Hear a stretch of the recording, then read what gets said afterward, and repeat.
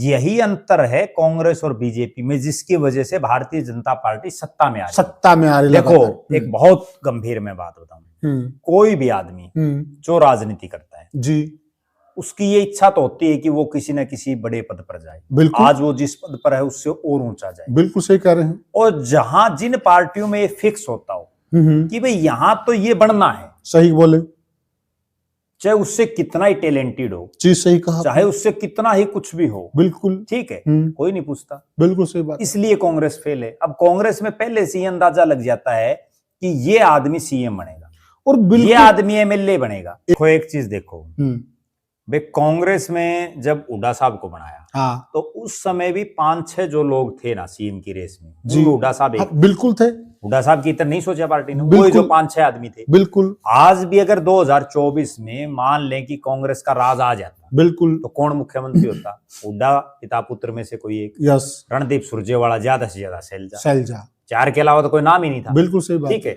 सब फिक्स था मामला। भाई इन 4 के अलावा कोई सोच ही नहीं सकता। बल्कि एक और बड़ी खास बात है, कांग्रेस में तो यहां तक हालात है, जो चुने हुए सांसद है ना, चुने हुए विधायक हैं, बड़े बड़े पदों पर जो लोग रहे हैं, उनसे भी अगर कोई पत्रकार या कोई आम जनता ये भी कह देना कि आप भी मुख्यमंत्री बन सकते हो, तो हाथ जोड़ लेते हैं, भाई मेरा कहीं नाम नहीं है, मुख्यमंत्री तो जिसका चेला चपाटा होता है ना भाई वो ही बनेगा, अगला नाम ले देते हैं।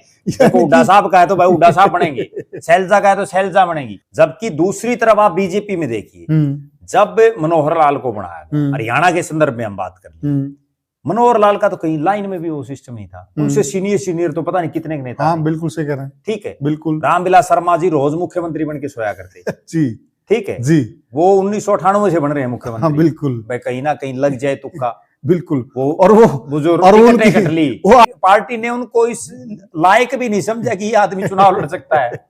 हारना जीतना तो एक अलग बात है, बड़ा दुखद भी है, ठीक है, देखा जाए तो देखो मेरा एक और मानना है इसमें, सारी जिंदगी की सिमरी है, कोई भी आदमी हो, नए विकल्पों को मौका देना चाहिए। जी जी। अब वो जिस महेंद्रगढ़ से लड़ रहे हैं, 40 साल से लड़ रहे हैं, हाँ, अगर वो इतना ही विकास करवाते, इतनी बार मंत्री, इतनी बार सरकार में चौधरी, क्यों नहीं करवा पाए? तो दूसरी तरफ आप उसके बाद जब नायब सैनी बने, किसी ने कल्पना की? नहीं भाई, किसी ने ये सोचा नहीं था कि नायब सैनी भी सीएम बन जाएगा। बिल्कुल सही बात है, ठीक है। और इस बार भी ये हालात थी, ये तो 48 सीटें आ गई, इसलिए नायब सिंह सैनी दोबारा बना दिए गए। जी जी। अगर ये थोड़ी बहुत कम ज्यादा हो जाती ना, मान लो ये आ जाती 40, तो क्या पता नायब सैनी की बजाय कोई और बनता। बिल्कुल सही कह रहे हो।